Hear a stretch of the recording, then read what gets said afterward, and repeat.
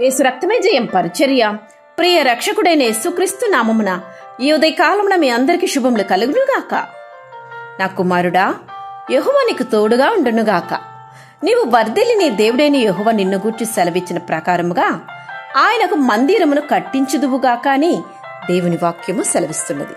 నా ప్రియ సహోదరి సహోదరులారా, అలనాడు సొలొమోను దేవుని మందిరమును కట్టుట విషయంలో తన తండ్రి అయిన దావీదు తనను బలపరుస్తూ పలికిన మాట ఇవి.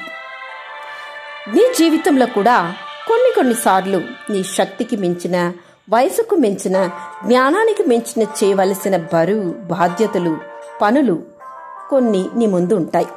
అట్టి పరిస్థితుల్లో నీవు భయపడక దేవునికి ప్రార్థించుము. నీ స్వబుద్ధిని ఆధారము చేసుకొనుము. ఆయనపై ఆధారపడుము. ఆయన తోడుగా ఉండి పనిని సంపూర్తి చేయగల సహాయమును, సామర్థ్యమును, సమృద్ధిని నీకు అనుగ్రహిస్తాడు.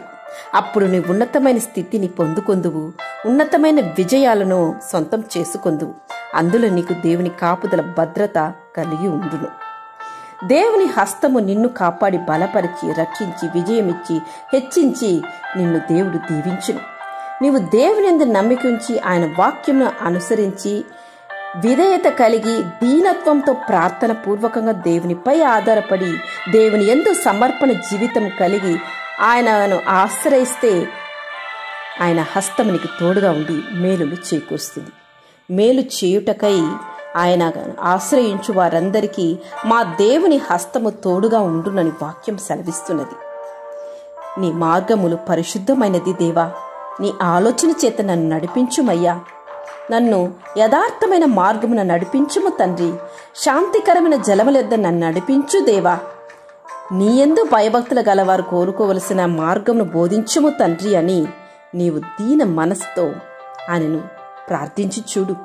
ఈ మార్గములన్నీ దేవుడు సరళము చేసి నీవు అందుకోవలసిన విజయాన్ని దేవుడు నీకు అందించి ఆశీర్వదిస్తారు.